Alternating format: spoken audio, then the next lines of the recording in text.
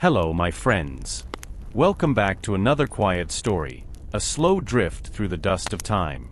Tonight, we go to a world that never truly sleeps, where hammers rang like distant thunder, and the scent of hot metal floated through the narrow streets of ancient Rome. Have you ever wondered what it felt like to be one of them?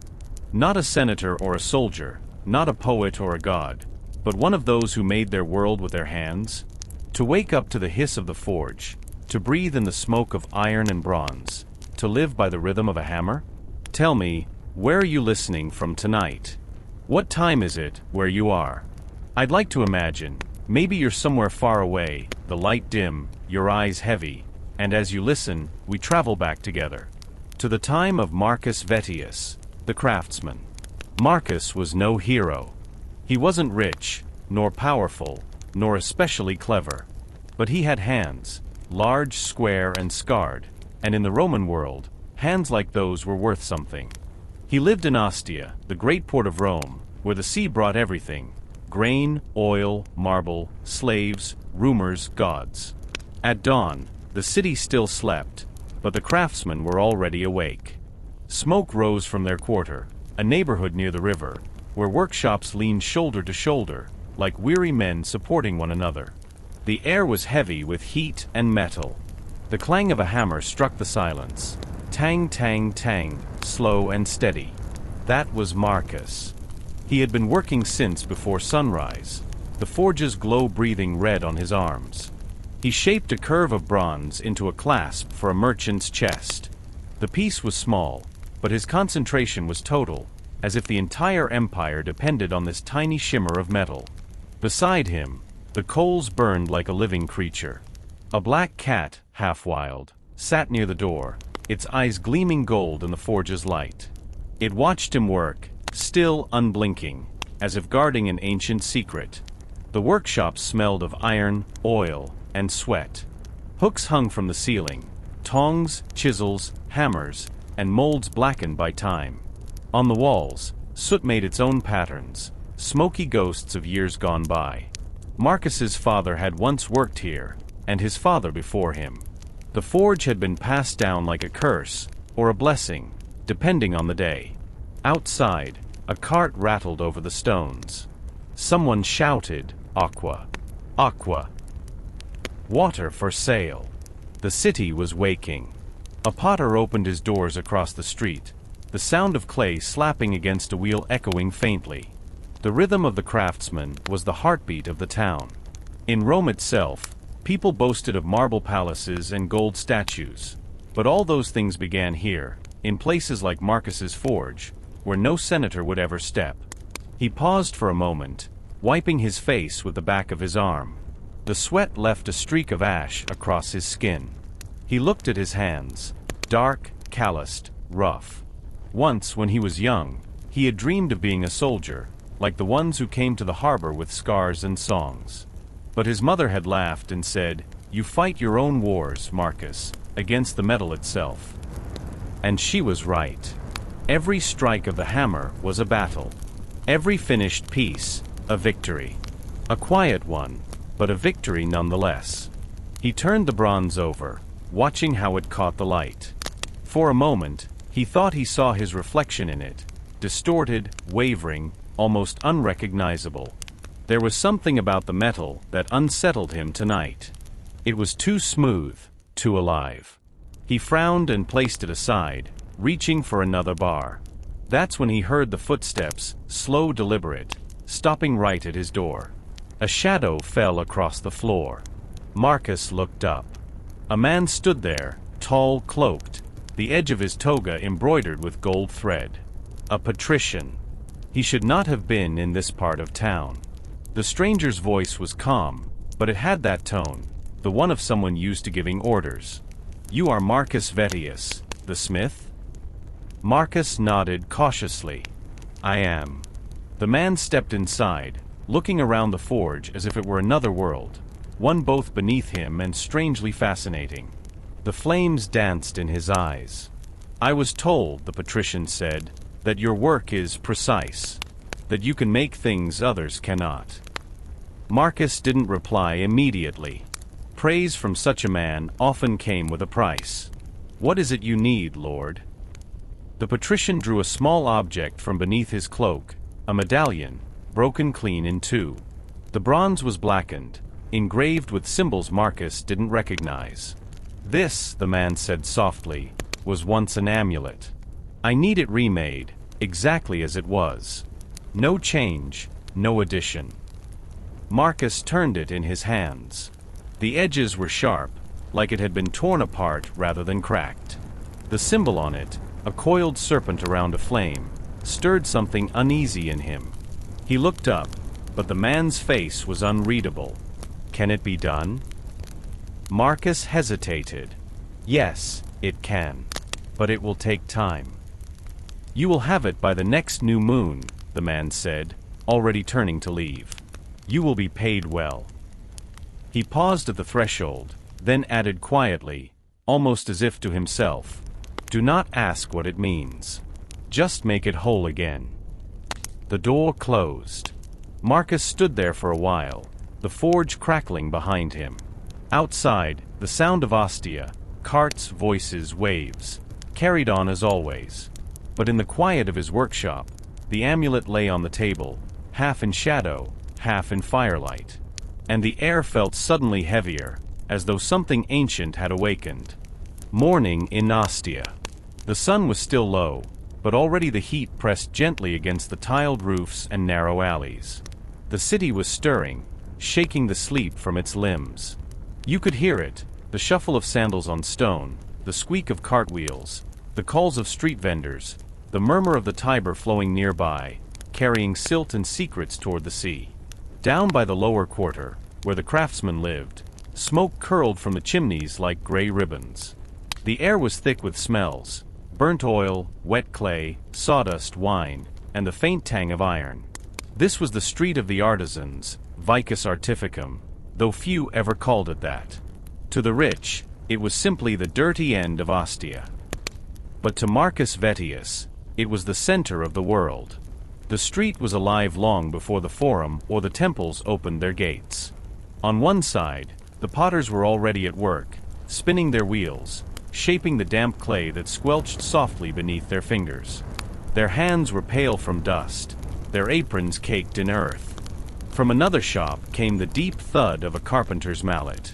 The smell of fresh-cut cedar mixed with the harsher smoke of the forges. If you walked slowly, you could hear the rhythm of every trade: the hammers ring, the wheels whisper, the saws sigh. Together it formed a strange music, the heartbeat of a city that never slept, only changed its tune. Marcus stood outside his workshop, stretching his arms. His shirt was already damp, his face lined with soot, but his eyes watched the street with quiet affection. Around him, men shouted greetings, bartered, cursed, laughed. Apprentices darted between shops carrying tools or scraps of food. Across the way, Lucius the potter waved from his doorway. "Marcus," he called, "your fire's too hot again. I can smell your forge from here." Marcus smiled faintly. "That's not my forge, old man. That's your clay burning." Lucius chuckled, shaking his head. His beard was white and dusted with powder. "Clay burns cleaner than bronze, my friend. Always has." It was a familiar argument, one they'd been having for years. Metal or clay, fire or earth, strength or beauty. Both knew the truth. Neither could live without the other. As the morning grew brighter, more people filled the street. Women came to buy lamps or cups, or to drop off old pots for repair. A group of slaves passed by carrying timber for a nearby villa. A boy sold bread still warm from the oven, the crusts blackened but fragrant. At the corner, a carpenter named Titus was humming a low tune as he worked on a small chest. The melody was strange, not Roman, something older, perhaps Etruscan or Greek. Marcus paused to listen. "Still singing to the wood, Titus?" he asked. The carpenter looked up with a grin. "You have to. The wood remembers the tree, and the tree remembers the wind. If you don't sing, it stays stiff." Marcus laughed. "Then I'll start singing to the iron, See if it softens for me. Titus shrugged. It might. Everything in this world listens to someone. Gods, men, even stone. There was something comforting in that thought. In the world of craftsmen, everything was alive. The tools, the fire, the clay, the timber. Each material had its own soul, its own will. The masters simply learned how to listen. Around midday, a procession passed down the street. Not a grand one, but enough to make the craftsmen pause. A wealthy merchant's daughter was getting married. She was carried in a small litter, veiled in white, perfumed with myrrh. Flute players walked beside her, the music rising softly above the chatter. The artisans watched silently as she went by. She didn't look at them. Few of her kind ever did, but Marcus noticed something curious. When the light caught her wrist, he saw a glimmer of metal, a bronze bracelet, finely made, shaped like a serpent biting its tail. For a heartbeat, the symbol reminded him of the amulet the patrician had brought the night before. He blinked, and the thought passed. Just another trinket, he told himself. Still, the coincidence left a faint taste of unease. The rest of the day was busy. Marcus repaired hinges for a wine merchant, fixed a broken chain for a sailor, and sharpened a few blades. The hammer sang its old, tired song. But as he worked, his thoughts kept returning to that strange amulet. He had placed it in a small wooden box, hidden under a cloth. Yet he could almost feel it in the room, as if it gave off a quiet hum, like metal remembering something it should have forgotten. When the sun began to lower, the street softened. The noise dimmed, and the shadows stretched long and thin. Children played with scraps of clay, making tiny figurines of animals. The smell of supper drifted through the air, lentils, bread, maybe a hint of fish from the docks. Lucius came to sit by Marcus's door, carrying 2 cups of cheap wine. They drank in silence for a while, watching the smoke rise from the chimneys. "You ever think," Lucius said at last, "that will be remembered?" Marcus smiled faintly. "We? No. Our work, maybe." Lucius nodded slowly. "That's all right. Clay breaks, metal rusts, but the world always needs new hands." They sat together until the street went quiet, until the lamps flickered one by one along the walls. Somewhere far off, the sea murmured against the shore, endless and ancient.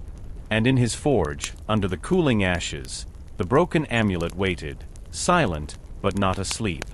The morning mist still clung to the alleys when Marcus crossed the street to Lucius's workshop.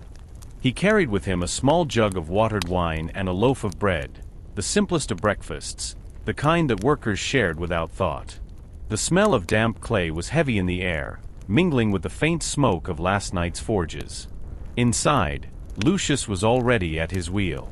His feet turned it steadily, rhythmically, a slow circle of life repeating itself. The soft hum of the wheel and the faint creak of the stool made the place feel alive. The only other sounds were the flutter of pigeons outside and the crackle of the kiln warming up. Marcus leaned against the doorway. "Do you ever sleep, old man?" Lucius smiled without looking up.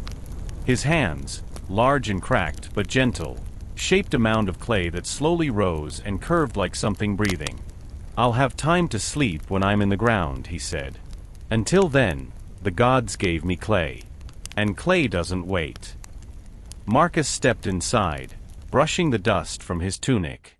The air was thick with heat already, the kiln pulsing with red light. The shelves were crowded with lamps, bowls, and amphorae, each in a different stage of life, some soft and gray, others hardened, and some glowing faintly in the fire. Lucius pointed to the shelves. "See there? That's a good batch. The clay came from near the river, where the silt's red. Makes for strong pots. The best kind always comes from places where the water once ran." Marcus nodded slowly. "Strange. I always thought of fire as the thing that gives life to your work." Lucius shook his head. "No. Fire only finishes what earth begins." He shaped another pot, the clay slipping smoothly between his fingers. "You know, Marcus, they say the gods made man from this, from earth. Prometheus shaped him, and Vulcan baked him in his forge. Maybe that's why we're never satisfied. Part of us is still too soft, part too brittle. Marcus smiled. And what part am I? The soft one, or the brittle one? Lucius looked up with a glint in his eye. You? You're the one that's overbaked. They both laughed, quietly, the way men laugh when they've known each other for too many years to take offense. By midday, the kiln roared. Lucius showed Marcus how he glazed his lamps, brushing the thin slip of mineral powder over the dry surface, then holding it close to the flame until it shimmered. The fire transformed it, sealing the colors in unpredictable ways. Marcus watched, fascinated. In his forge he fought the metal, bent it, hammered it, forced it to obey. But Lucius's fire was gentler, patient. It coaxed rather than commanded. Every flame has a mood, Lucius said softly. Yours is impatient. Mine is curious.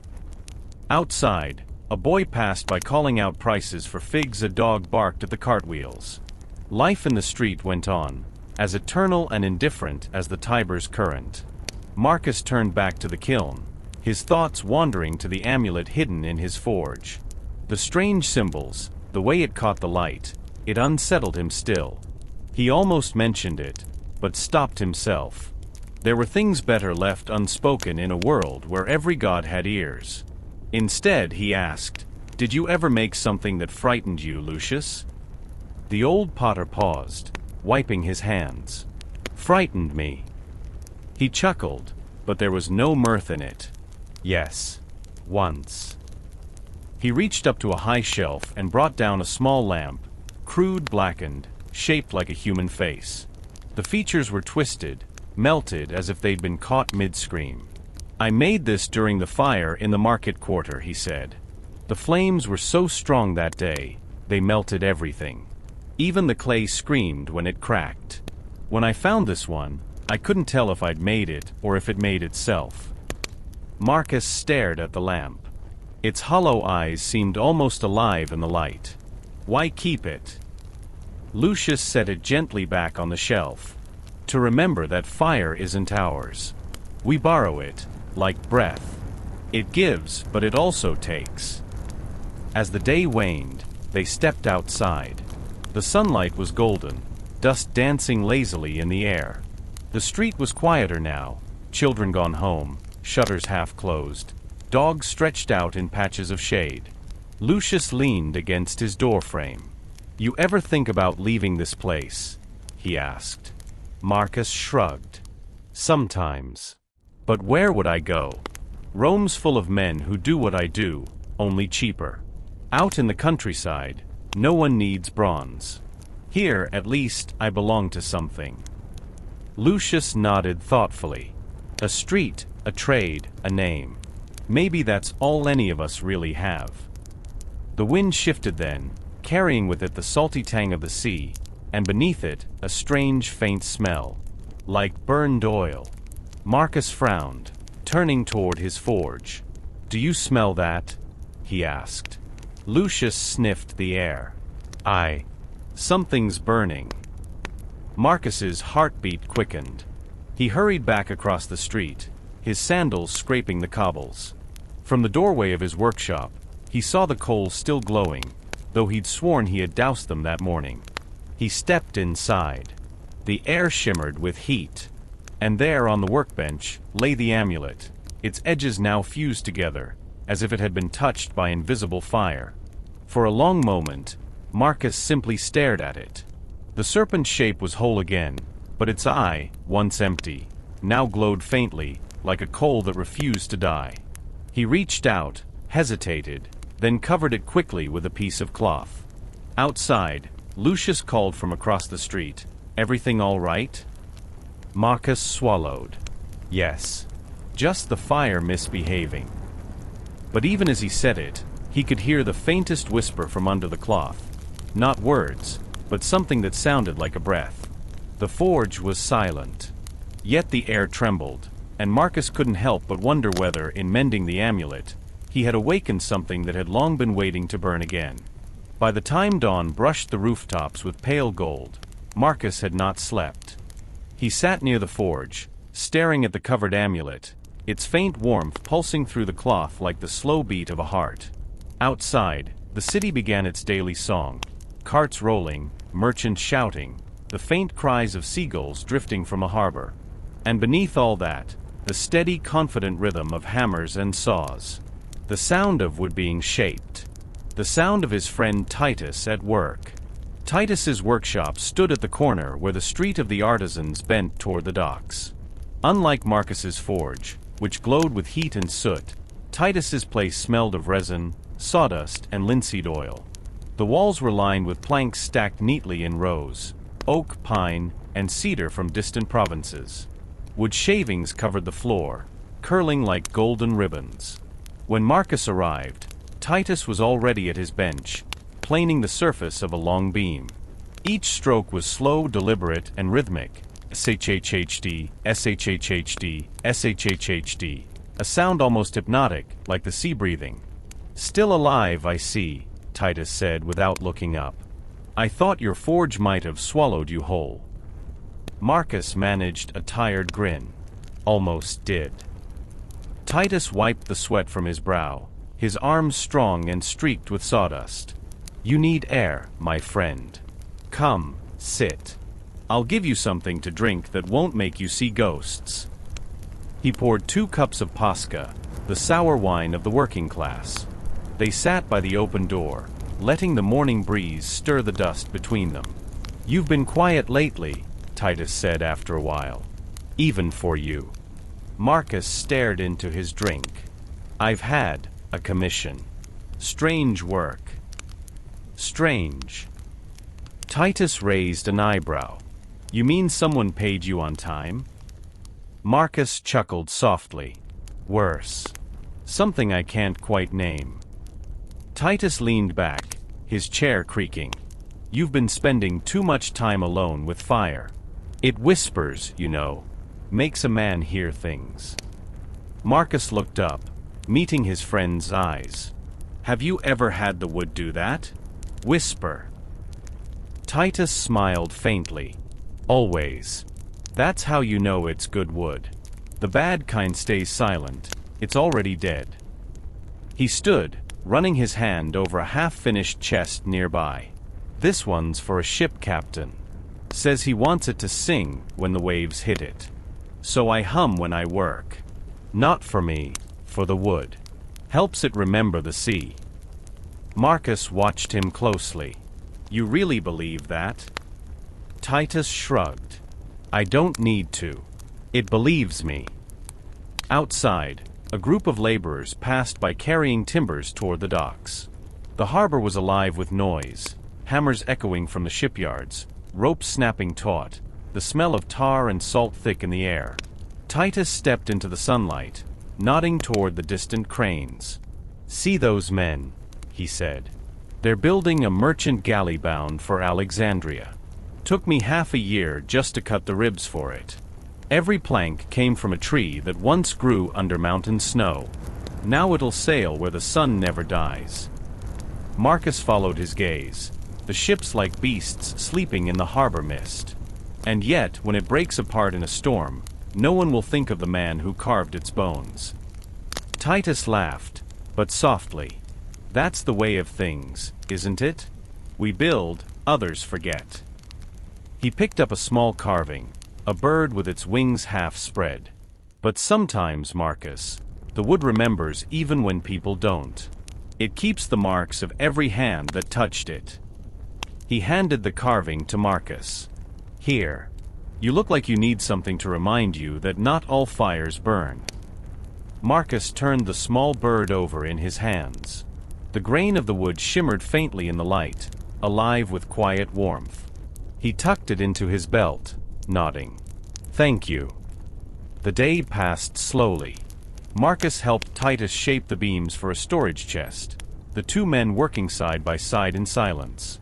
The rhythm of their tools filled the air, the rasp of saws, the thud of mallets, the murmur of wind in the rafters. At one point, Titus began to hum again, low, tuneless, almost like a prayer. Marcus glanced at him. That song. Where did you learn it? Titus hesitated. My father used to sing it. Said it was older than Rome. From the hills beyond Etruria. It's for the god who guards craftsmen, the one who shapes both tree and man. The god of craftsmen, Marcus murmured. Vulcan. Titus shook his head. No. Older than Vulcan. Before men gave names to the flame. The words hung in the air like smoke. Marcus felt a faint chill, despite the heat. Later, when the sun began to sink, Marcus prepared to leave. He thanked Titus for the drink, for the company, for the silence that had steadied his thoughts. As he stepped back into the street, he noticed a faint scent, not of wood or resin but of metal. Hot, sharp, unmistakable. It clung to his hands, to his clothes, even though he hadn't been near the forge all day. He frowned and looked toward his workshop. The door was closed, yet the faintest orange glow pulsed beneath it, like the breath of a beast in sleep. For a moment, Marcus thought of ignoring it, just going home, pretending he hadn't seen. But the craftsman in him, the man who could never leave work unfinished, couldn't. He opened the door. The forge was burning again. No spark, no tinder, no flame he could see, and yet the coals were alive, burning from within. And there, in the center of the workbench, the amulet lay uncovered. Its serpent eyes glowed faintly red, the bronze warm and breathing. Marcus stepped forward slowly, as if approaching something sacred or cursed. He reached out, his fingers trembling. And then he heard it, a faint rhythmic sound, hidden beneath the crackle of invisible fire. A song. The same tune Titus had been humming. Marcus froze. The sound faded. The forge went dark. For a long time, he stood there, heart pounding, the scent of smoke in his lungs. When he finally stepped outside, the street was silent. The lamps flickered, the sea whispered, and above, the night sky stretched wide and cold. He looked down at his hands. The lines of his palms were faintly blackened, as if he had touched something far older than bronze. He whispered to himself, "Every flame has a mood." But he no longer knew whose mood this one belonged to. The morning came pale and quiet, as if the city itself had been emptied of noise. Marcus woke at his workbench, the faint scent of smoke still clinging to his tunic. The forge lay cold now, dark as old blood. The amulet, wrapped again in linen, sat beside him, heavy, pulsing faintly against the wood like something alive. He stared at it for a long while, the light creeping slowly through the cracks in the shutters. In that dimness, his thoughts moved like dust in still air, slow, uncertain, restless. Outside, the sound of Rome stirring began again. The footsteps of slaves fetching water. The distant cry of a fruit vendor. The creak of wagon wheels over stone. The world, unbothered by whatever had happened in this small workshop, was already alive and breathing. Marcus washed his face in a bowl of cold water and stepped into the street. He needed air and answers. The market was already busy, as it always was by the 8th hour. The smell of figs and roasted chickpeas filled the air. Chickens darted between legs. Merchants shouted in accents from every corner of the empire, Africa, Gaul, the East. Each one boasting louder than the next. Bronze mirrors, dyed cloth, ivory combs, amulets carved from bone. Amulets. Marcus stopped near a small stall where a wrinkled old woman sold charms and trinkets. She wore a necklace of teeth and small coins, her fingers blackened with soot and herbs. When she smiled, her few remaining teeth gleamed like bits of yellow glass. "Looking for protection, blacksmith," she croaked. "How did you know what I am?" he asked. She laughed softly. "The smell of iron never leaves a man, no matter how much he washes. And besides," she pointed to his hands, "those are not farmers' hands. They've spoken to fire." Marcus nodded, uneasy. "I'm not here for protection. I need to know something." "Everyone does," she said, motioning him closer. "Ask." He looked around. No one was paying attention. The crowd flowed around them like water. Then, in a low voice, he asked, "Have you ever seen an amulet of bronze, shaped like a serpent biting its own tail?" For a heartbeat, the woman's eyes flickered. Then she turned away, pretending to rearrange her wares. "You should not speak of that," she muttered. "So it exists." Marcus pressed. She sighed. "Exists? Oh yes. Older than the Forum. Older than Rome itself." She leaned closer, her breath smelling of bitter herbs. "Some call it the coil of Vulcan. Others, the tale of time. It's said to hold the fire that burns beneath the world." Marcus frowned. "A story, then?" "Every story begins with something real," she said sharply. "Men once tried to shape that fire, to tame it. But fire does not belong to men. It remembers its master." He hesitated. "You mean the god?" She chuckled softly. "You think gods forget what's theirs?" Marcus left her stall with a chill down his spine. Her words echoed in his mind. Fire remembers its master. As he walked back through the narrow alleys, the noise of the market faded. He passed a group of bronze casters carrying molds shaped like armor plates. The heat from their furnaces shimmered in the air. The scent of molten metal struck him, sharp, alive. Everywhere he looked now, he saw the same thing, metal glowing in the heart of flame. Swords, cauldrons, hinges, lamps. The same bronze that ran through the veins of his work, his life. And he wondered, if fire truly remembered, what did it remember of him? Back in his forge, he unwrapped the amulet again. The bronze shimmered faintly even in the shade.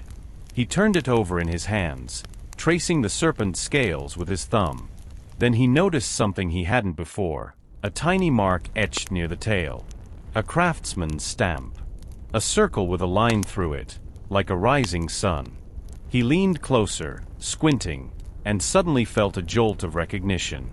He had seen that mark once before, years ago, on a sword displayed in the villa of a senator. The man had boasted that it came from an ancient smith, a master who had forged with the gods. The name came to him slowly. Aulus Faber. A man whispered about even in Marcus's youth. Some said he could shape bronze that healed itself, that never cooled completely. Others said his workshop burned down one night without a spark, and that his body was never found. Marcus stared at the amulet.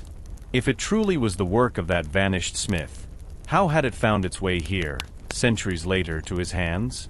That evening, he walked to the Temple of Vulcan, near the Forum Boreum. The priests were preparing the altars for the coming festival. Garlands, offerings, small iron tools placed neatly before the great bronze statue of the god. The air was heavy with incense and smoke. Marcus approached the altar quietly, bowing his head. "Lord of the Flame," he whispered, "forgive what I do not understand." As he placed a small iron nail, his offering, onto the stone, a faint wind stirred the coals. The fire flared up, brighter than before, and for a heartbeat, Marcus thought he saw movement within it, not shapes but rhythm. Like a forge hammer striking, like the breath of a man at work. And he felt something stir deep in his chest, not fear, not awe, but recognition. That night, as he closed his shop, the bronze bird Titus had carved, the one he kept on his bench, slipped from its place and hit the ground with a soft thud.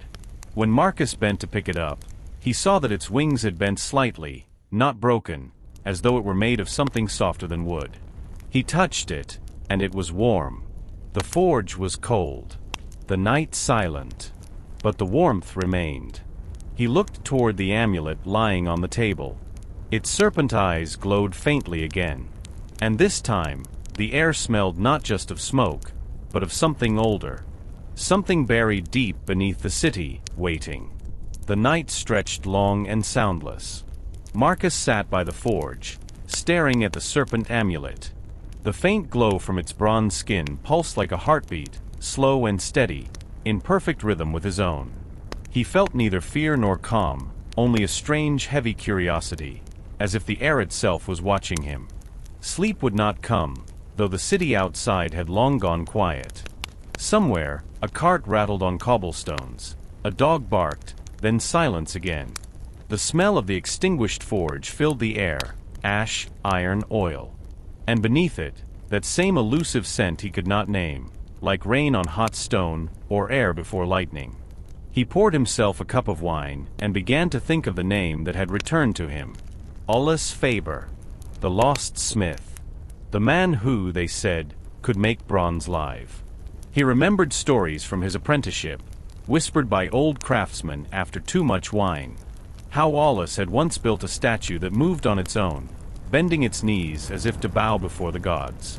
How the Senate had demanded to see his secrets. How one night, the entire workshop had burned down, but no one had seen smoke, and no one had heard screams. When they found the ashes, they found only tools. No body. No bones. And then, silence. Olaus's name vanished from guild records, erased like an unwanted mark. His stamp, the rising sun, became forbidden. To use it was to claim friendship with the divine flame, a sin against Vulcan himself. Marcus sat up straighter. That mark was on his amulet. The serpent biting its tail, endless, devouring, eternal. Could it be that the stories were true? He thought again of the old woman in the market. Fire remembers its master. Maybe, Marcus thought, the fire was remembering him now. He looked down at his hands, scarred, burned, blackened by years of work. The skin around his fingers was darker tonight, as if the fire had brushed them again in sleep. At dawn, Marcus left his workshop and walked to the outskirts of the city, toward the ruins beyond the Servian wall. He had heard that some of Olaus's old apprentices, or their sons, still lived near there in the poorer quarters. Men who forged nails and horseshoes now, but whose grandfathers had once shaped wonders. He walked through alleys where no senators ever came, past tanners, glassblowers, and weavers, each wrapped in their morning toil. The air was thick with the scent of lime and smoke. Finally, he found what he was looking for, an ancient forge half buried under vines. The roof had caved in, the sign long faded, but the walls still bore the faint outline of a circle, and within it, a rising line. The mark of the sun. Marcus stepped closer. His heart beat faster. Inside, the air was cool and still, dust hanging like fog. He brushed his fingers along a cracked anvil, blackened but not rusted. The metal felt warm. Someone had been here. Recently. He heard a sound, the faintest metallic ring, like a hammer falling far away. He turned. The room was empty. Then from the shadows near the back wall, a voice spoke, hoarse, quiet, but steady. "You shouldn't be here." Marcus froze. "Who's there?" A figure stepped out, a man, old but strong, his hair silver, his hands dark with soot. His tunic was rough and scorched. His eyes, bright, almost golden in the dim light. "I'm looking for the forge of Olaus Faber," Marcus said carefully. The old man gave a short, dry laugh. "You found it." Marcus frowned. "You knew him." The man smiled faintly. "Knew him? I was him once." Marcus stared. "That's impossible. Olaus Faber died." "No," the man said softly. "The man they buried burned. But not me. Not all of me." He stepped closer, and in the faint light, Marcus saw that the skin on his hands wasn't flesh, not entirely. It gleamed faintly, like bronze beneath the surface. As if metal and man had fused long ago. Marcus's voice trembled. How could that be?" Olaus smiled. "I gave too much of myself to the fire. It took what it wanted, and left the rest." He gestured around the ruin. "This was once a place of creation. I thought I could forge like the gods, shape life from metal, give the flame a body. I was wrong." He looked at Marcus carefully. "You carry my work." Marcus hesitated, then unwrapped the serpent amulet. The old man's eyes flickered with recognition and sorrow. So it survived, he whispered. I thought it lost in the flames. What is it? Marcus asked. Why does it breathe? Aulus took the amulet gently, holding it up to the weak light. The coil of Vulcan. It was meant to be a key, to awaken what sleeps beneath the world. The flame that shapes all things. He looked up at Marcus. But it was never meant for mortal hands. Marcus swallowed hard. Then why does it call to me? Aulus smiled sadly. Because you listen. You treat fire as something more than a tool. That is both your gift and your danger. Outside, thunder rumbled, distant, low, unnatural for a cloudless morning. The light dimmed slightly, as if the sun itself had drawn breath. Aulus closed Marcus's fingers around the amulet. If you wish to live, bury it, he said. Forget it ever found you. Marcus shook his head slowly. I can't. It's part of my work now. Then your work, Aulus murmured, will consume you as it did me. And then, before Marcus could speak again, the old man stepped back into the shadows. A gust of wind swept through the ruined forge, carrying dust and ash. When it cleared, the man was gone. Only the faint outline of his footprints remained, dark and metallic on the floor. Marcus stood alone, the amulet heavy in his hand. As he turned to leave, the anvil behind him gave one single clear ring, as if struck by an invisible hammer. The sound echoed for a long time, long enough to make Marcus look back. On the anvil, glowing faintly in the dimness, was a mark. The circle. The rising sun. And beneath it, carved newly into the metal, a single word in Latin, memoni. I remember. Marcus left the ruined forge with the amulet pressed tightly against his chest. The streets of Ostia were quieter than usual, the morning sun soft on the stone, yet he felt an unease pressing at his shoulders, heavy as molten bronze. The memory of Aulus Faber's words lingered, echoing in his mind like the toll of a distant bell. Your work will consume you as it did me. He tried to shake the feeling, walking past the familiar shops, the potters, the carpenters, the small markets. Everything seemed normal, too normal. The harbor was calm, the sails of the merchant galleys hanging slack in the morning breeze. Yet beneath that ordinary surface, he felt a pulse, a rhythm that didn't belong to the city above. By mid-morning, Marcus returned to his own workshop. The forge was empty, cold, and lifeless, yet he hesitated before entering. The amulet seemed to hum faintly, like a heartbeat just out of sync with his own. He placed it carefully on the bench and began preparing metal for the day's work. Yet his thoughts were elsewhere, tangled in shadows and memory. He could not shake the feeling that something waited below the city, something older than Rome, older than Vulcan himself. He remembered the tales his father once told him, of tunnels beneath Ostia, built centuries before the city expanded to the river. Ancient chambers filled with fire pits, altars, and strange relics. Never dig too deep, his father had warned.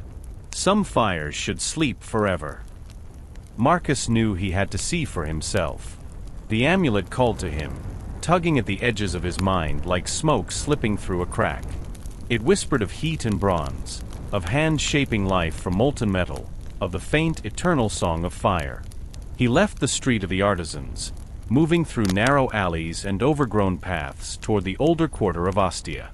Here the stones were older, cracked, and uneven, and the shadows seemed to gather more tightly around the buildings. The smell of damp earth and mold mixed with faint ash, as if something burned far below the surface. Marcus found a hatch in the ground, iron, rusted, yet still functional. The symbol etched into it was faint but unmistakable, a serpent biting its tail. His heart thumped in his chest. He had found the entrance. Lighting a small lantern, Marcus lifted the hatch. The air that rose from the depths was warm, humid, and faintly metallic. It smelled of fire long buried, of coals that had never died. He descended carefully, the stone steps slick with moisture. The tunnel stretched before him, narrow and low, twisting like a snake. The walls were lined with soot, centuries old, and the floor glowed faintly in places where molten metal seemed to have seeped through cracks.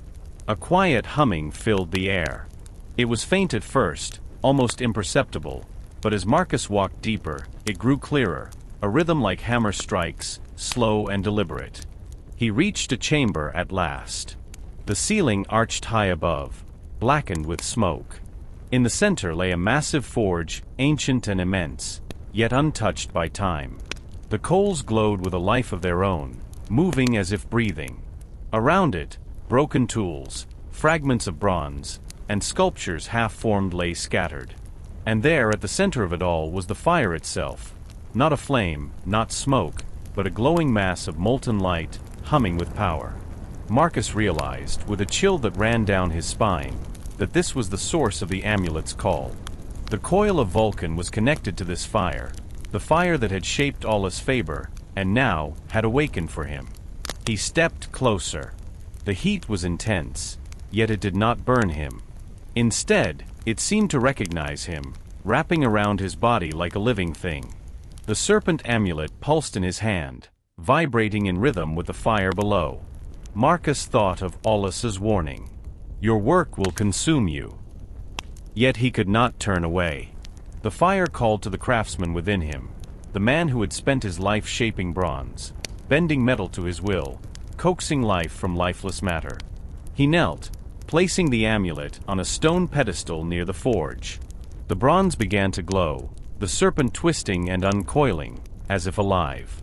The humming grew louder, and the chamber vibrated with the sound of 1,000 invisible hammers striking in perfect rhythm. Marcus realized then, this was no ordinary fire. It was older than men, older than gods, a pulse of creation itself. And it had been waiting for a craftsman to claim it. Outside, the city of Ostia continued its daily rhythm, oblivious to the ancient power buried beneath its stones. Merchants shouted, children laughed, carts rumbled across cobblestones. Above ground, the world went on as always. Below, fire waited. Marcus felt a thrill and a fear intertwine. He could harness it, shape it, bend it to his skill. Or it could consume him, body and soul, leaving only a whisper in the tunnels, a lesson for the next hand daring enough to descend. He closed his eyes and reached out toward the glowing mass, feeling the heat against his skin, the pulse of power coursing through the chamber. The amulet shifted, warm and alive, and Marcus understood with a deep certainty that his life had changed forever. He was no longer just a craftsman. He was the inheritor of Aulus Faber's fire, and the fire had begun to remember. Marcus stayed in the chamber longer than he should have, drawn to the molten heart of the ancient forge. Every instinct in him screamed to leave, to escape before the fire judged him. Yet the craftsman in him, the one who had spent his life shaping metal, coaxing life from bronze, could not resist. The amulet lay on the pedestal, glowing softly, the serpent twisting as if alive. It whispered to him in ways that words could not capture, a vibration in the air, a warmth crawling along his fingers. It was not fire exactly. It was the memory of fire, the song of all the hammers that had ever struck metal, the echo of 100 craftsmen's breaths, shaping, bending, coaxing. As Marcus leaned closer, he realized he could hear something more. Soft murmurs, almost like voices, rising from the coils of the molten mass.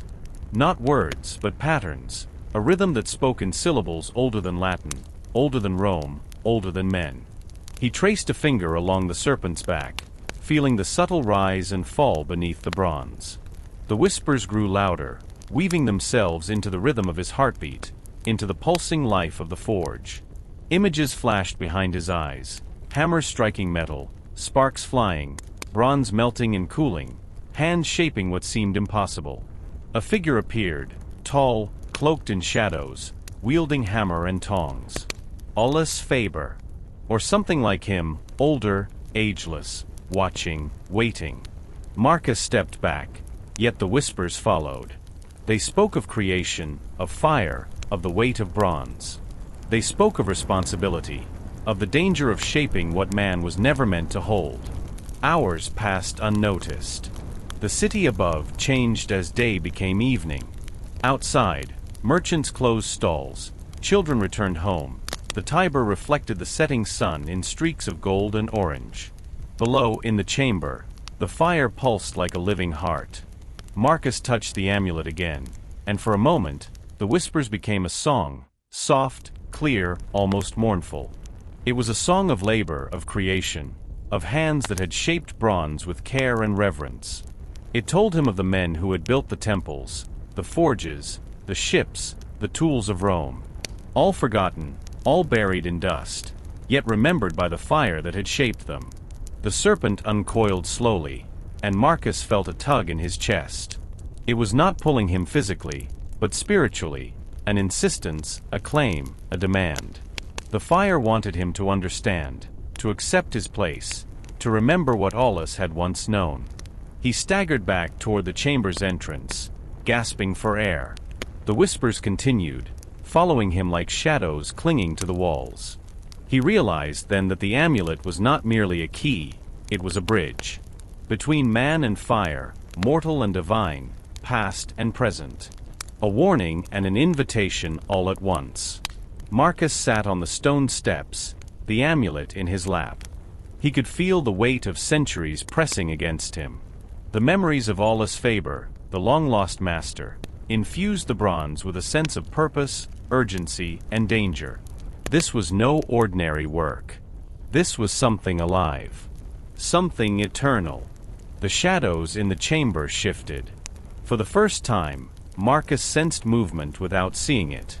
Figures formed in the dark corners, vague, undefined, hammering, bending, shaping, yet vanishing when he looked directly. They were echoes, memories of craftsmen long gone, yet present. Their work continued silently, as if time itself had no dominion here. He whispered aloud, "Who are you?"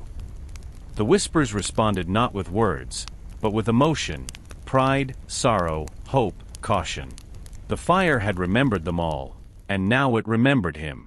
Marcus realized that his life as a simple blacksmith was over. The forge beneath Ostia had chosen him. The amulet, the whispers, the pulsing fire, they had all converged to awaken something dormant. He felt both fear and exhilaration. The serpent's eye gleamed brighter. The whispers intensified, merging into a rhythm that aligned with his heartbeat. Marcus understood. He was no longer merely a craftsman of bronze. He was a keeper of memory, a listener to the whispers of fire. And soon, he would have to decide whether to follow its call or bury it forever. Outside, the city of Ostia slept under a silver moon. No one noticed the power stirring below. No one saw the subtle glow seeping through cracks in the streets. No one heard the faint, ancient song rising from the depths. Below, the fire waited. The whispers waited. And Marcus, trembling, held the amulet tightly, feeling the weight of bronze, and the weight of history, settle upon him. By the following morning, Marcus returned to his workshop in Ostia, the amulet carefully hidden beneath a cloth on his workbench. Though the sun shone over the rooftops and the harbor buzzed with life, he felt a strange dissonance, as if the world above were smaller, quieter, unaware of the fire sleeping beneath the streets. The whispering coils of the forge haunted him still, their rhythm lingering like a pulse in his own veins. He tried to resume his ordinary work, shaping bronze tools, forging small items for merchants, repairing locks and hinges. Yet every strike of the hammer, every glowing ember in the forge reminded him of what lay beneath the city. The amulet seemed to vibrate faintly each time he worked, urging him toward something beyond mere craft. That afternoon, a merchant arrived at his door. A tall man, finely dressed, with a cloak trimmed in red and a small pouch of coins clinking at his belt. He introduced himself as Gaius Flavius, a dealer in fine bronzeware, seeking a craftsman capable of something extraordinary. "I have heard," Gaius said, "that you can work with bronze unlike any other artisan in Ostia. That you have a certain skill that sets your work apart." Marcus kept his expression neutral. "I repair and forge what is needed. What do you require?" The merchant smiled, producing a small statuette of a horse, finely detailed but unfinished. Its bronze gleamed dully, missing the luster of a proper casting. "I want it completed," Gaius said, with a life of its own. I want it to appear vibrant, as if it might move at any moment. My client, a senator in Rome, demands nothing less. Marcus studied the statuette, running his fingers over the rough edges. He sensed the challenge, the need for skill, precision, and an almost imperceptible touch that could awaken the bronze. For a moment, he thought of the forge beneath Ostia, of the fire, the whispers, the pulsing amulet in his pocket. Perhaps this was the opportunity he had been waiting for, to apply his craft in a way that bridged ordinary skill and the extraordinary secrets he now carried.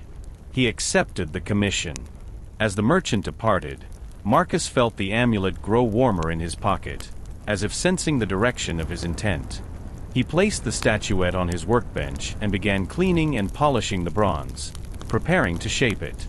Hours passed. The sun dipped low, casting long shadows across the workshop. Marcus hammered, filed, and molded, each movement precise, almost meditative. The statuette began to shimmer subtly, its muscles and sinews defined, its stance tense and alive. He paused, realizing that he was no longer merely shaping bronze. He was channeling something from within himself, from memory, from fire. Late into the evening, a strange thing occurred.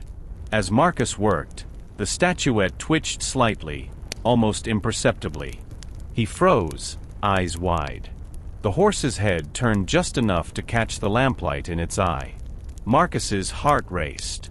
The amulet in his pocket pulsed in response, vibrating faintly against his side. He whispered to himself, "It's alive, but how?" The whispers from the fire below seemed to reach him even here, faintly, through the floorboards. The pulse of ancient craftsmanship, Aulus Faber's knowledge, the memory of centuries of bronze and hammer, the song of the molten forge, coursed through him. It was a dangerous, intoxicating rhythm, drawing him deeper, urging him to continue. Marcus understood then that the statuette was a test, not of skill alone, but of will.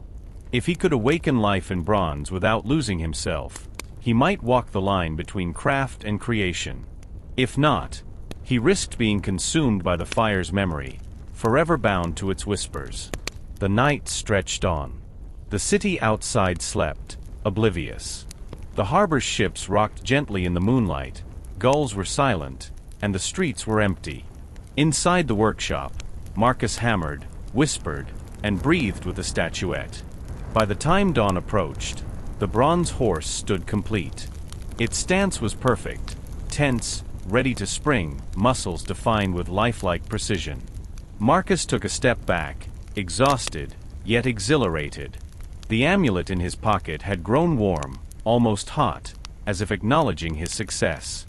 He realized the fire beneath the city was reaching through him, shaping his hands as much as he shaped the bronze. The horse's eyes caught the first rays of morning sunlight. For a heartbeat, Marcus could have sworn it blinked. He looked down at the amulet and whispered, "What have I done?" Outside, the city stirred once more, unaware that its streets rested atop ancient fire, and that a craftsman had just crossed the threshold into a domain few mortals had ever touched. The morning light spilled into Marcus's workshop, catching the bronze horse in a glow that seemed unnatural, almost sacred. Its muscles and veins reflected the sun, lifelike, almost breathing. Marcus felt a shiver run down his spine. The amulet in his pocket hummed faintly, warm against his side, urging him to move carefully, to respect what he had coaxed from the bronze. A knock came at the door. Gaius Flavius, the merchant, returned, this time accompanied by 2 attendants, each carrying a small chest of coins. "Marcus," the merchant said, his voice low and urgent, "my client, the senator, is impatient. He expects the horse to arrive in Rome by the 3rd day, and he wishes it to be flawless." Marcus nodded silently, wiping sweat and dust from his brow. Flavius handed him the coins, their weight reassuring yet suffocating. The payment was generous, more than he had ever received, but it carried a gravity he could feel in his bones. "The senator is particular," Gaius continued. "He is not satisfied with ordinary work. He desires a piece that evokes life, a piece that captivates." Marcus looked down at the statuette. Its bronze seemed to shimmer faintly, almost sensing the words spoken above it. He whispered to himself, "Life, yes, but at what cost?" As the merchant left, Marcus considered his options. The statuette was already extraordinary. The fire beneath Ostia, the amulet, the whispers of long-dead craftsmen had guided his hands. Yet he felt there was more to be done. He had touched something ancient, a pulse beneath the city, and he feared that if he ignored it now, he would lose the chance to understand what Aulus Faber had once wielded. Marcus returned to the workbench, eyes on the bronze horse. He drew a small chisel, feeling the weight of it in his hand. The amulet warmed, almost urging him, humming a rhythm he could feel through his bones. As he worked, the whispers returned, faint, indistinct, yet insistent. Not voices, but suggestions, gestures in sound and heat, guiding his fingers, shaping each muscle, each curve, each sinew of the horse. Hours passed unnoticed. The sun rose high and fell low, shadows lengthening across the workshop. By late afternoon, the horse had changed. It no longer merely represented life, it seemed alive. Its stance was balanced perfectly, as if ready to spring from the workbench. Its eyes caught every ray of light, reflecting them with uncanny clarity. Marcus reached out to touch it. For a heartbeat, he expected warmth, a twitch, a breath. Instead, he felt the pulse of the amulet, vibrating gently against his palm, a heartbeat of fire calling through bronze. He knew that when the senator received it, none would see the fire beneath the form, the memory that had shaped it. They would only marvel at the realism, the almost impossible craftsmanship. But Marcus had seen it, felt it, a living bridge between metal, flame, and memory. As dusk approached, the workshop grew quiet. Marcus wiped his hands on a cloth, staring at the statuette. A faint smile touched his lips, though unease lingered in his chest. He understood that the senator would be delighted. He also understood that the amulet's whispers would not stop here. There was more to the fire, more to the coil of Vulcan, more to the pulse beneath the city. Marcus felt the weight of responsibility settling on him like molten bronze cooling over his shoulders. The fire remembered him now, as Aulus Faber had once been remembered. And somewhere deep beneath Ostia, the ancient forge pulsed, silent yet alive, waiting for the next move. Marcus looked at the bronze horse once more. Then carefully, he wrapped it in cloth, preparing it for delivery. He whispered under his breath, almost as if apologizing, "Forgive me, old master. I am only learning to listen."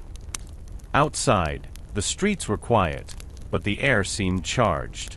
A low wind carried faint echoes, hammers striking, metal ringing, a rhythm older than the city itself. Marcus felt it stir something inside him, a promise and a warning intertwined. The amulet pulsed again in his pocket, warm and insistent. And Marcus knew that his life, and the life of his craft, had crossed a threshold that could never be undone. Marcus set out the next morning, the bronze horse carefully wrapped in cloth and secured in a wooden crate. The streets of Ostia were already bustling with merchants, carts, and laborers moving goods toward the harbor. The Tiber glistened under the rising sun, and the scent of salt and tar mingled with the smell of freshly baked bread and roasting chickpeas.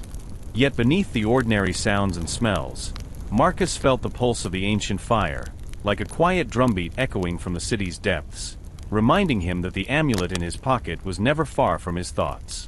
He hired a small cart and a young driver, a boy with nervous eyes and quick hands, and together they began the long road toward Rome.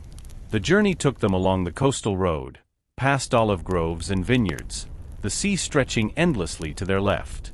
Every mile brought a mixture of anticipation and dread. Marcus could not shake the feeling that the bronze horse, infused with the whispers of fire, might react, even at a distance from Ostia. By mid-morning, the boy glanced nervously at the crate. "Is it heavy, sir?" he asked. Marcus smiled faintly. "Yes, but not with weight you can see. Perhaps it carries the weight of something older than bronze." The boy shivered, but said nothing more. As they traveled, Marcus reflected on the senator's demand. The man wanted a horse that seemed alive, that would captivate and astonish anyone who saw it. Yet Marcus knew the truth. This horse was not merely bronze. It carried memory, fire, and the pulse of the ancient forge beneath Ostia. If mishandled, it could betray the secrets it held. The amulet pulsed gently in his pocket, as if echoing his concern. Marcus placed a hand over it, feeling warmth seep through his tunic. He wondered if Aulus Faber had felt the same pulse when he first shaped the coil of Vulcan. Did the master understand the full weight of what he had created? Or had he been consumed before he could even comprehend it? By late afternoon, the road led them into rolling hills dotted with farms and small villas. Crows cawed above the olive trees, and distant bells marked the passage of time. The boy urged the cart onward, but Marcus slowed, studying the landscape. The hills seemed ordinary, yet he felt the pull of something hidden, a subtle vibration beneath the earth, a reminder of the fire's reach beyond the city walls. As they stopped to rest near a small tavern, Marcus opened the crate briefly. The horse sat perfectly still, yet he sensed a subtle shift in its stance, a tension in its muscles as if aware of the road and the eyes watching it. The amulet hummed softly. Marcus murmured, almost to himself, "Steady. Just a few more miles, and we reach the city. Then we see if it is enough to satisfy him." Night fell as they approached the outskirts of Rome. The city loomed in the distance, vast and imposing, its walls glittering faintly under the moonlight. Caravans wound toward the gates, torches flickering, shadows stretching across the road. Marcus felt a sudden heaviness in his chest. Not fear exactly, but the realization that he was stepping into a world far larger and more dangerous than Ostia. The horse's crate rested heavily on the cart. Every vibration from the wheels seemed to echo like a hammer strike in Marcus's mind. He glanced down at the amulet, warm and alive, and wondered if the whispers had begun to speak more urgently. Somewhere ahead, Rome waited, a city of power, ambition, and danger. The senator's gaze would fall upon his work soon, and Marcus could only hope that the pulse beneath Ostia, the memory of Aulus Faber, and the fire in the amulet would guide him through what was to come. That night, they camped near the Via Ostiensis. Marcus could not sleep. The horse's crate seemed heavier, as if aware of the approaching city. The amulet pulsed warmly against his side, a heartbeat he could almost hear in the quiet. He closed his eyes and imagined the forge beneath Ostia, the ancient fire, the whispers, the echo of centuries of craftsmen shaping bronze and metal. He knew the journey was only beginning. Rome would test him. The senator would demand more than craft. And the fire, patient, eternal, and alive, would be there waiting. Marcus and the boy entered the city through the bustling Porta Ostiensis, the gates flanked by guards who barely glanced at the small cart carrying a simple craftsman and his crate. Rome sprawled before them like a living, breathing monument. Stone streets echoed with the clatter of wheels and the cries of merchants, and the scent of baked bread mingled with smoke from countless forges. Every corner seemed alive with history, wealth, and ambition, yet Marcus could feel the subtle hum beneath it all, the faint, insistent heartbeat of fire pulsing through the foundations of the city, whispering through the amulet in his pocket. They navigated narrow alleys until they reached a villa on the Palatine Hill. Marble columns gleamed in the afternoon sun, frescoes decorated the walls, and fountains trickled like silver in the gardens. Marcus had never seen such opulence in his life. Even the most well-off workshops of Ostia could not compare to the senator's home. Two attendants approached, their robes rustling, and guided him through the courtyard toward a large hall lined with sculptures and ornate bronze artifacts. At the far end stood the senator himself, tall, imposing, with a cloak of deep purple and a gaze sharp enough to pierce the soul. He examined Marcus with a mixture of curiosity and impatience. "So," the senator said, his voice echoing across the hall, "you are the artisan who claims to bring bronze to life. Let us see if your skill matches your words." Marcus nodded, feeling the amulet pulse faintly against his chest. He motioned to the crate, and the attendants lifted the bronze horse onto a low pedestal. The senator circled the pedestal, his eyes narrowing as he examined every curve and angle of the bronze. His fingers hovered just above the surface, careful not to touch. Marcus watched him closely. The fire within the amulet vibrated gently, whispering encouragement, caution, and something else, a subtle warning that the stakes were higher here than in Ostia. Finally, the senator stepped back, letting his gaze sweep the horse as if appraising its very soul. This is extraordinary," he murmured. "It moves, though it does not move. It breathes, though it does not breathe." He turned sharply toward Marcus. "Where did you learn such skill? Who taught you?" Marcus hesitated. He could not explain the forge beneath Ostia, the whispers, or the amulet's power. He simply said carefully, "I have studied, practiced, and observed over many years." The senator's eyes lingered on him, then flicked back to the horse. "You have exceeded expectations, artisan. Very well. You shall receive payment, and your work will be displayed in my halls for all of Rome to see." As the attendants brought chests of coins forward, Marcus allowed himself a brief moment of relief. The horse had passed its first test. Yet the amulet pulsed insistently, reminding him that this was only the beginning. Beneath Rome, the fire continued to wait.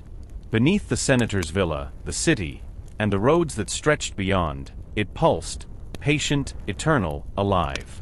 Marcus glanced at the bronze horse one more time.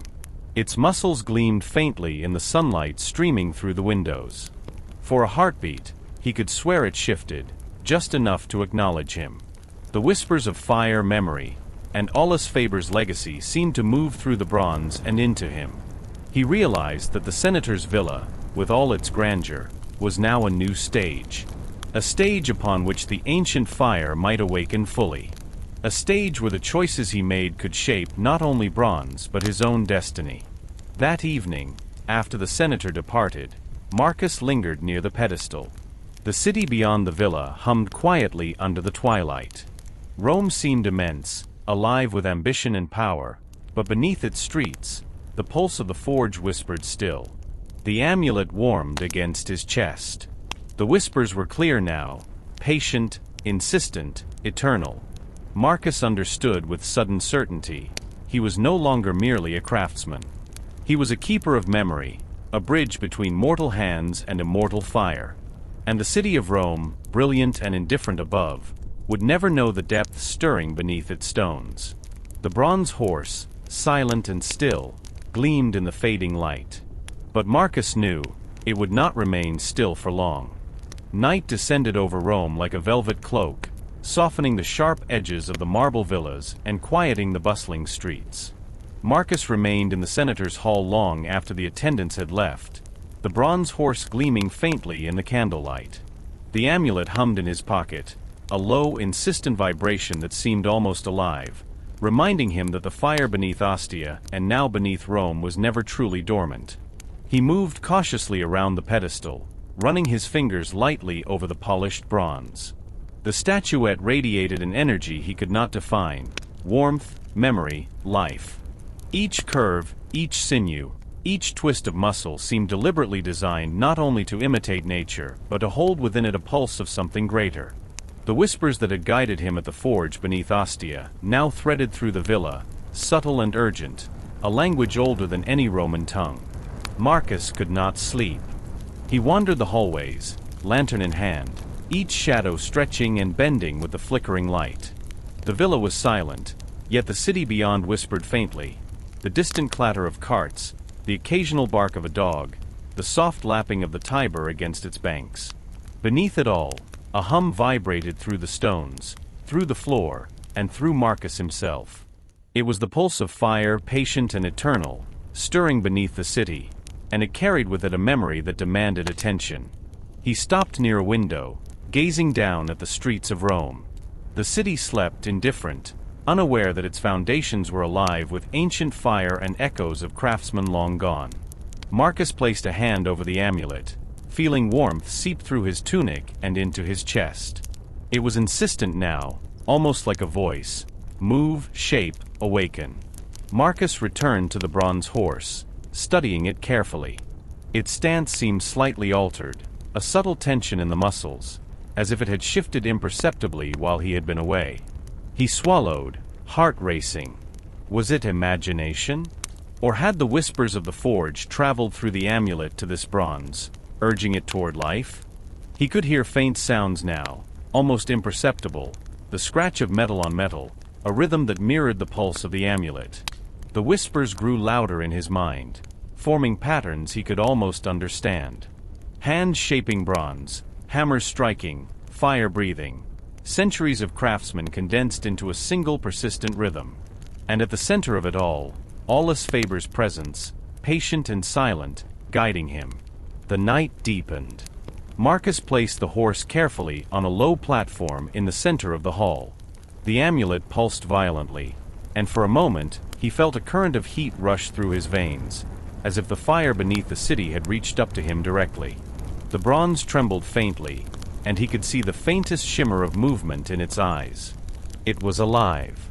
Not fully, not yet, but aware, testing the space, sensing Marcus, responding to his touch and his thoughts.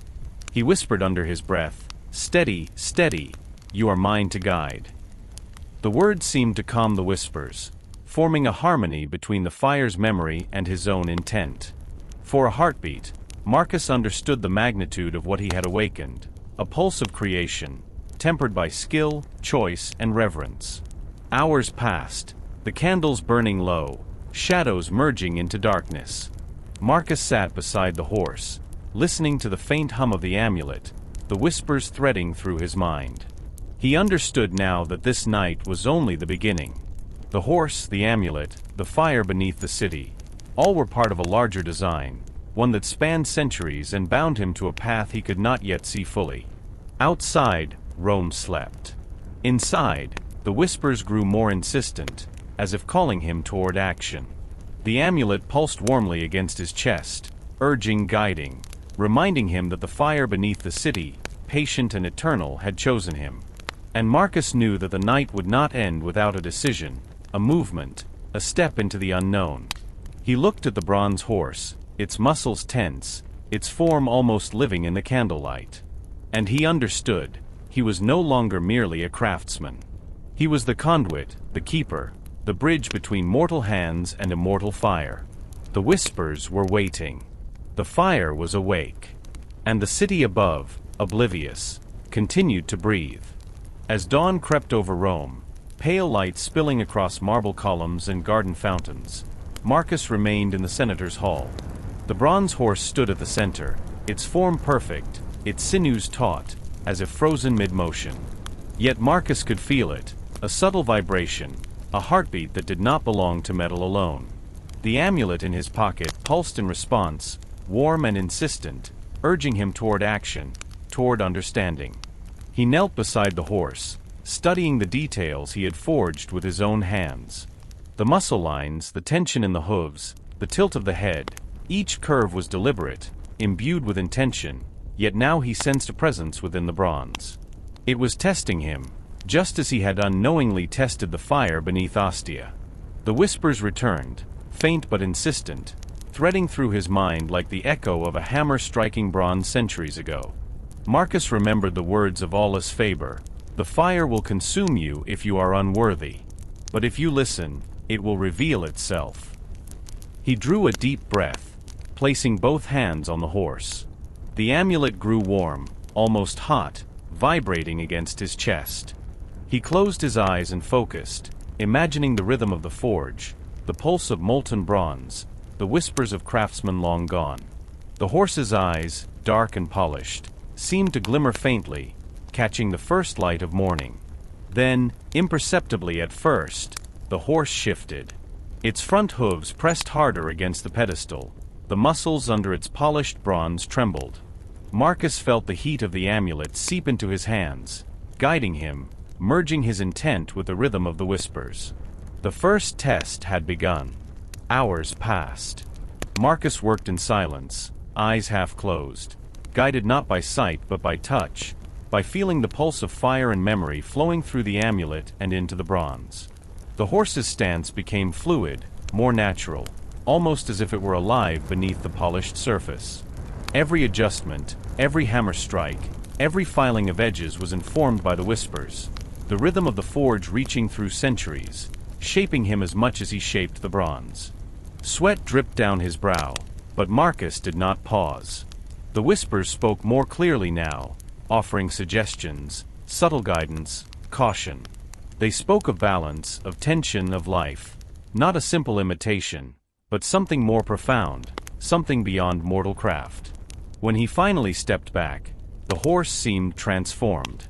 Its stance radiated potential energy, poised to move, yet restrained by invisible tension.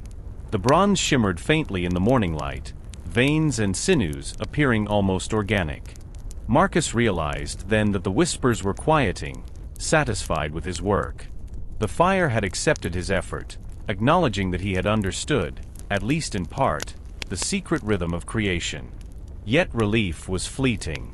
The amulet hummed softly, but a subtle warning vibrated beneath the warmth. This was only the beginning. The first test had been passed, but the fire beneath the city, patient and eternal, still had far greater challenges in store. Marcus looked at the horse, at the life he had coaxed from bronze, and at the amulet in his pocket. A sense of both triumph and trepidation settled over him. He understood that his journey had truly begun. The road to mastery of the fire, the whispers, and the memory of Allah's favor stretched before him, vast and uncertain. He placed a hand on the pedestal, feeling the subtle pulse of the horse, the warmth of the amulet, the faint echo of the forge beneath Rome. "Very well," he whispered, voice low but resolute. "I am ready."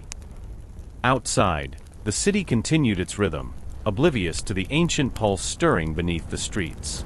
Inside, in the quiet hall, the horse stood poised, alive in ways no one else could see, waiting for what would come next. And Marcus knew that the first test was only the first of many. The sun had fully risen over Rome, casting long warm rays through the open windows of the senator's hall. Marcus remained with the bronze horse, though now a quiet unease gnawed at him. The first test had passed, yet the whispers that had guided him now seemed impatient, moving with a rhythm he could not fully interpret.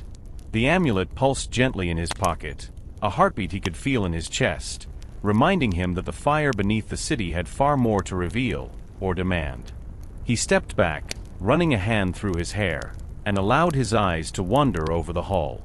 Shadows clung to the corners where candlelight did not reach. At first, they seemed ordinary, but Marcus felt them move subtly, stretching and curling toward the bronze horse. Not a trick of the light, he realized. Something within the villa, or beneath it, responded to the pulse he had awakened. As he approached the horse, the shadows flickered more distinctly.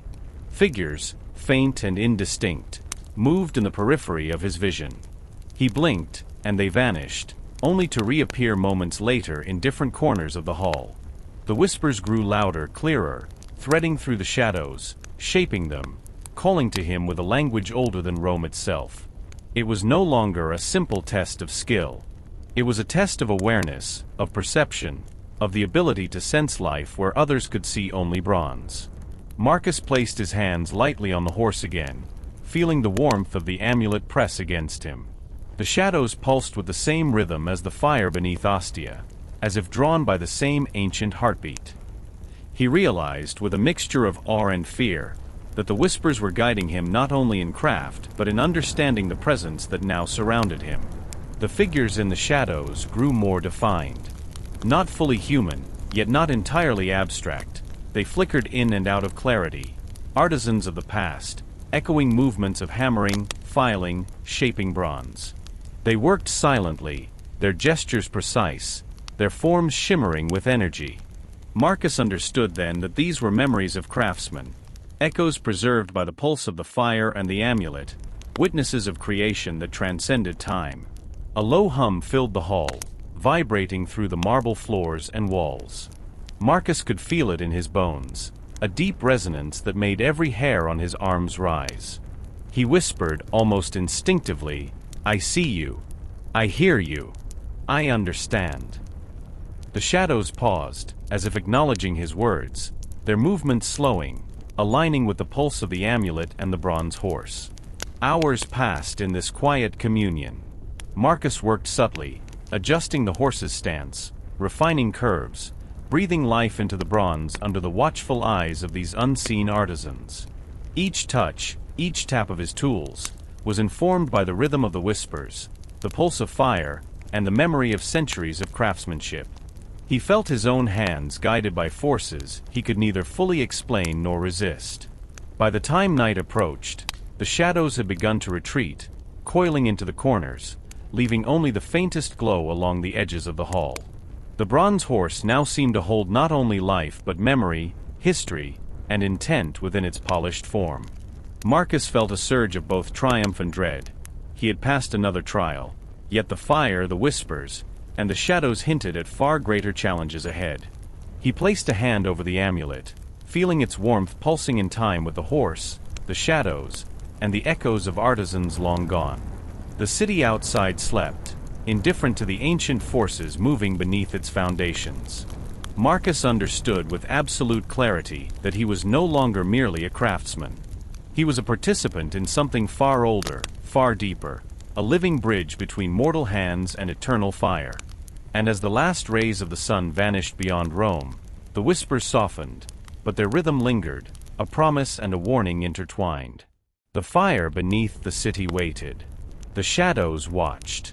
And Marcus, heart pounding, knew that the next test was already coming.